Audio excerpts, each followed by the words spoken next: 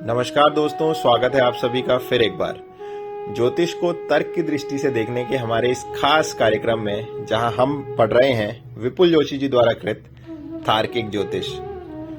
पिछले चैप्टर में हमने सुना कि राहु, जो कि बहुत ही जटिल ग्रह समझा जाता है, उसके उपाय कितने आसान हैं। जिसको सब समझते थे असंभव है, वो कितने आसान है। और उसी से फिर उत्पन्न होता है कि क्या मेरा राहु कमजोर है, क्या मुझे वो उपाय करने चाहिए। तो इसी को लेकर हमारा अगला चैप्टर है इस किताब का, जिसका नाम है ज्योतिष, कमजोर राहु और जीवन। तो आइए सीधे चलते हैं, क्या विपुल जोशी जी ने लिखा है वो लिखते हैं। रचनात्मकता तो चंद्रमा की देन है, मगर राहु भी इसके लिए काफी हद तक जिम्मेदार होता है। राहु के कारण ही व्यक्ति वाकपटु होता है, प्लानिंग में माहिर होता है, साथ ही जोड़ तोड़ करके अपना रास्ता बनाने की काबिलियत आदमी को राहु से ही मिलती है। राहु टेक्नोलॉजी का भी कारक ग्रह है। जो लोग कुछ ही मिनटों में लैपटॉप, कंप्यूटर, कैलकुलेटर को ऑपरेट करना सीख जाते हैं, वह सभी राहु प्रधान होते हैं। अब सवाल आता है कि हम पता कैसे करें कि व्यक्ति का राहु कमजोर है। तो देखिए, आगे एक टेस्ट आ रहा है जिससे आप खुद पता कर सकते हैं क्या राहु कमजोर है या नहीं।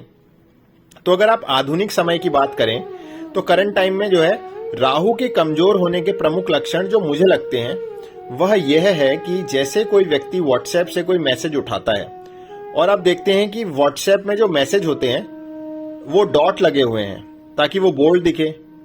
तो जैसे आप कभी भी देखिए, अगर आप किसी मैसेज के, किसी वर्ड के पीछे एक स्टार लगा देंगे और आगे एक स्टार लगा देंगे तो बोल्ड हो जाता है वहां पे, ठीक है।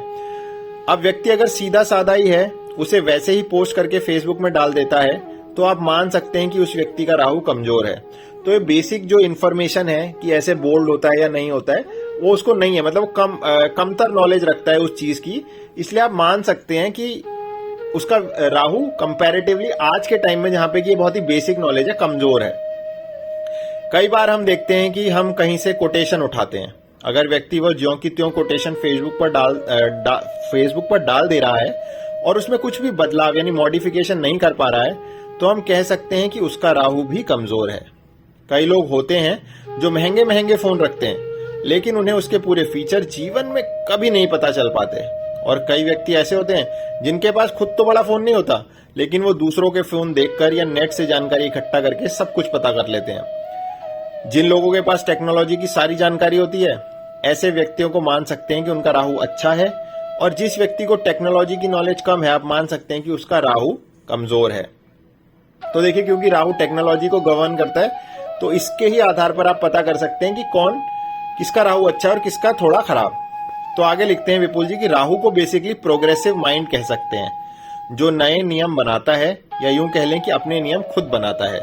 दूसरी तरफ जो जड़ों से जुड़ा रहता है, अपनी पुरानी परंपरा और सिद्धांतों को अपने साथ लेकर चलता है, वह केतु है। ऐसा बिल्कुल नहीं है कि जिसका राहु अच्छा होता है वो राजा बन जाता है। तो घबराने की जरूरत नहीं है। अगर आपको पता चला कि मैं टेक्नोलॉजी में थोड़ा सा पीछे हूं, तो आपको लगा कि अरे अब तो कुछ रहा ही नहीं, ऐसा नहीं है। या ऐसा भी नहीं है कि जिसका केतु अच्छा होता है वो राजा बन जाता है। कई बार आप देखते हैं कि जो पुरानी परंपरा को फॉलो करने वाले लोग हैं, उनके घर में राहु नौकरी कर रहा होता है, और कई बार नए बिजनेस आइडिया के साथ एक व्यक्ति नया स्टार्टअप खोल देता है और दुनिया बदल देता है। वही राहु है। कहने का मतलब यह है कि व्यक्ति का कैसा जीवन जिएगा, कितना सफल होगा, उसका फैसला 9 के 9 ग्रह करते हैं। किसी एक ग्रह के आधार पर राय बना लेना सबसे बड़ी बेवकूफी है। तो अगर कोई आपको कहे कि आपका राहु खराब है और इससे आपके जीवन बिल्कुल अस्त व्यस्त हो जाए और आप भी बड़ा परेशान हो जाए, तो ऐसा होने की बिल्कुल जरूरत नहीं है। विपुल जी ये लिख रहे हैं कि 9 ग्रह हैं, और ऐसा कभी नहीं होता कि किसी के 9 के 9 ग्रह खराब हो। तो कुछ ग्रह आपके फेवर में होते हैं, कुछ अगेंस्ट में, और इसी का मेल जोल जो है, अप्स एंड डाउन्स, थोड़ा उतार थोड़ा चढ़ाव, यही जीवन है। क्योंकि अगर सब अच्छे हो जाएंगे तो फिर जीवन में कुछ करने लायक रहेगा नहीं, और सब बुरे हो जाएंगे तो फिर आप जीवन में कुछ कर नहीं पाएंगे। तो इन दोनों के बीच में जो सामंजस्य बिठाना है ना, वही जीवन है, और वही हमारे ग्रह भी दर्शाते हैं। तो विपुल जी आज आगे लिखते हैं, मुझे लगता है कि जातक को मौलिक रहते हुए अपनी नजरों में सफल होना चाहिए, किसी से दौड़ नहीं करनी चाहिए। बाकी किसी के लिए जीवन में शांति महत्वपूर्ण है, तो किसी के लिए पैसा और किसी के लिए शोहरत। फिर भी आखिर में आपने देखा होगा, कई सारे लोग सब कुछ पाकर भी नाकामयाब ही रहते हैं, और कुछ फकीर होते हैं जिनके पास कुछ नहीं होता मगर उनके पास सब कुछ होता है। वाह, ये तो मतलब ऐसा लग रहा है बिल्कुल एक कविता की तरह उन्होंने बात लिख दी है कि कुछ है भी नहीं लेकिन सब कुछ है। तो आज हमने जाना कि कैसे पता करें कि किसका राहु कमजोर है और किसका नहीं। तो आप ये खुद पर भी लगाकर देखें फॉर्मूला, और अपने आसपास की चीजों को ऑब्जर्व करना शुरू करें, थोड़ा गौर करना शुरू करें, और देखें कि हाँ मैं इस आदमी को जानता हूँ, मेरा दोस्त है, वो थोड़ा सा कमजोर है फोन चलाने में, या उसको डिजिटल नॉलेज थोड़ी सी कम है, तो क्या उसके साथ ऐसा होता है? या वो बोलने में भी, क्योंकि बोलने में भी थोड़ा पीछे रह जाता है, क्योंकि कई बार ऐसा होता है कि वाकपटुता जो है, जैसे विपुल जी ने लिखा, वो राहु से ही आती है। तो कुछ लोग वाकपटु होते हैं पर डिजिटली अच्छे नहीं होते, कुछ लोग डिजिटली अच्छे होते हैं लेकिन वाकपटु नहीं होते।